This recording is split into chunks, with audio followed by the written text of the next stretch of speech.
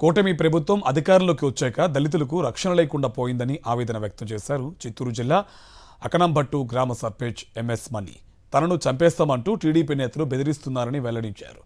గతంతో తనను కులం పేరుతో దూషిస్తే టీడీపీ నేత జయప్రకాష్ నాయుడుపై ఎస్సీ/ఎస్టీ అట్రాసిటీ కేసు పెట్టానని చెప్పారు. కూటమి ప్రభుత్వం అధికారంలోకి వచ్చాక కేసు విత్డ్రా చేసుకోవాలని తనను బెదిరిస్తున్నారని తెలిపారు. దీనిపై దళిత సంఘాలతో కలిసి ఎస్పీకి ఫిర్యాదు చేస్తామని చెప్పారు ఎంఎస్ మణి.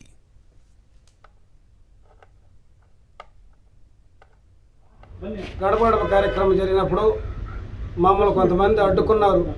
కులం పేరుతో దూషించినందున మేము పూతలపట్టు పోలీసు వాళ్ళకి ఫిర్యాదు చేయడం జరిగింది. పూతలపట్టు పోలీసులు కేసు నమోదు చేయడం జరిగింది.